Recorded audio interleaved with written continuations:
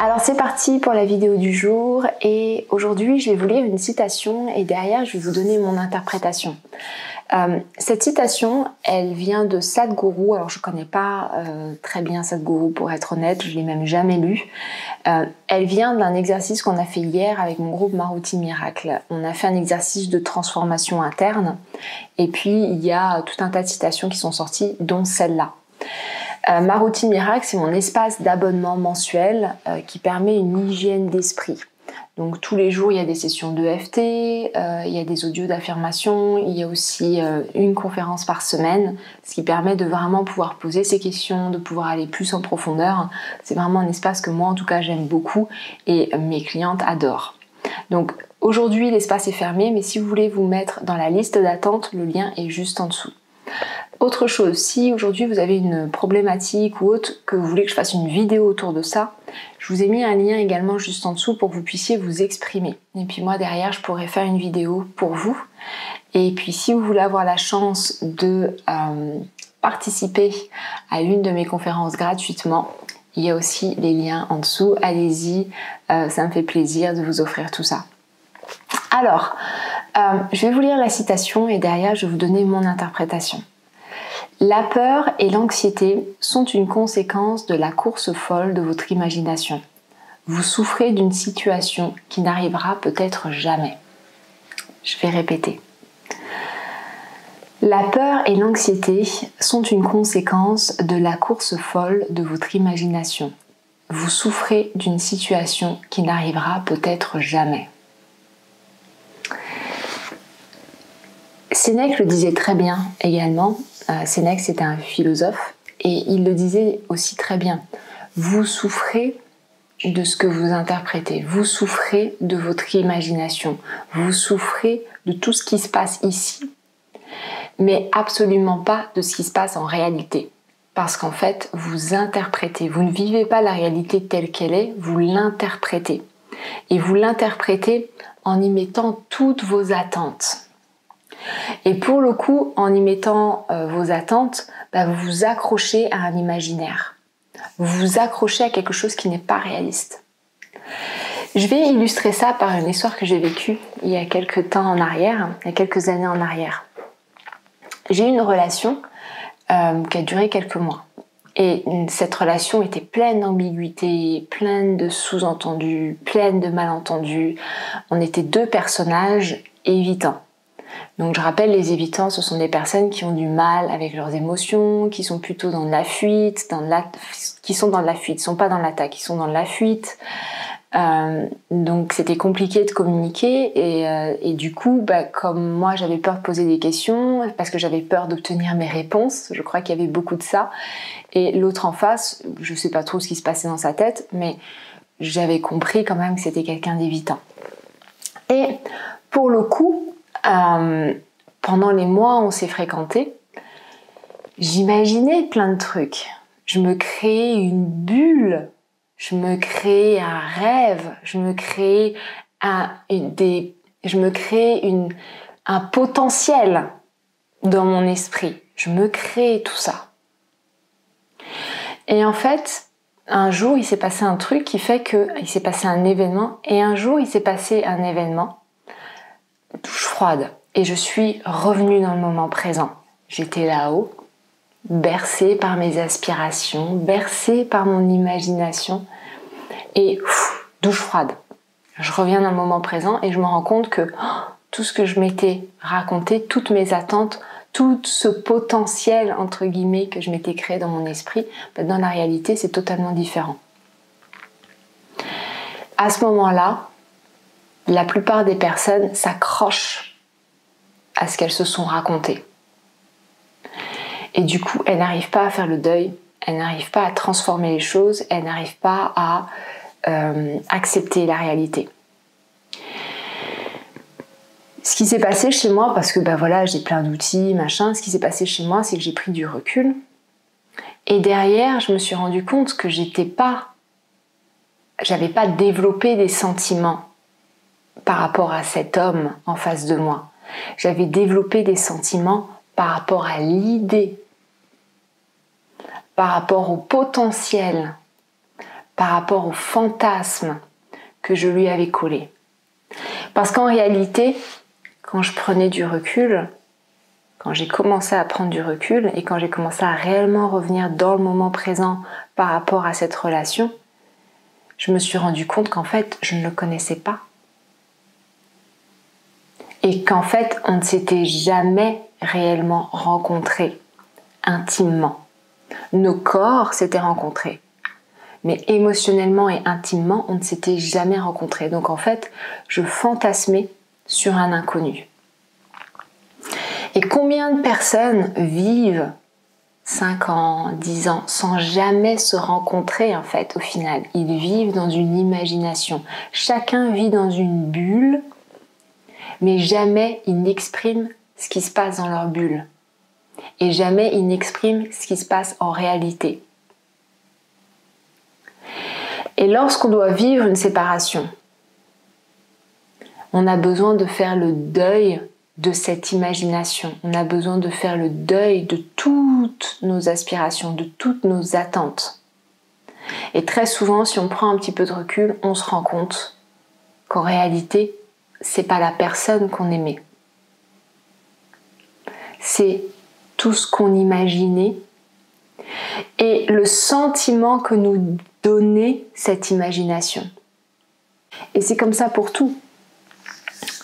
La peur et l'anxiété sont une conséquence de la course folle de votre imagination. Combien de fois vous avez imaginé que vos enfants allaient se faire renverser par une voiture ou autre? Combien de fois vous avez imaginé que vous n'alliez pas trouver de travail? Combien de fois vous avez imaginé que vous ne pourrez pas payer vos factures? Combien de fois vous avez imaginé que votre copain allait vous mentir ou votre copain allait vous tromper ou vous trahir ou autre? Combien de fois vous avez imaginé le pire? Alors que dans le moment présent, si on reste réaliste, dans le moment présent, j'ai toujours le choix entre voir le côté positif de l'autre et du coup pousser ce côté positif, nourrir ce côté positif, influencer ce côté positif à naître et à sortir, ou nourrir le côté négatif de l'autre et du coup pousser ce côté négatif également.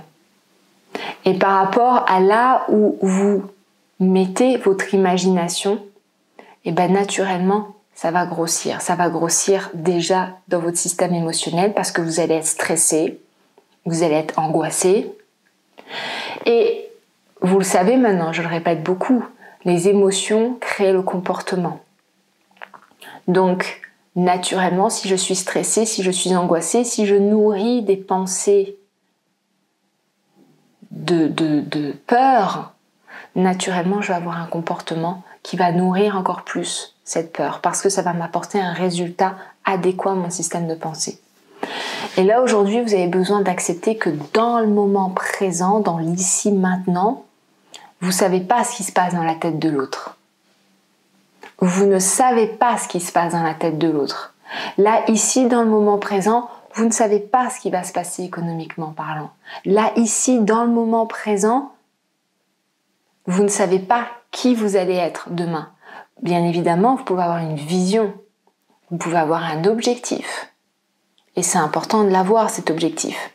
Mais c'est aussi important d'accepter que dans le moment présent, j'accepte les choses telles qu'elles sont. Pas en les transformant, pas en les biaisant, pas en essayant d'arrondir les angles ou autre. Elles sont telles qu'elles sont.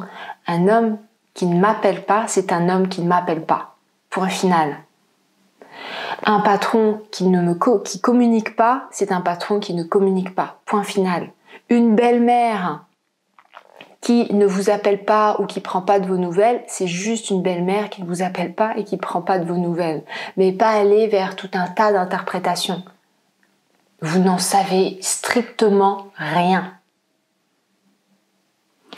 Et c'est compliqué d'accepter de ne rien savoir.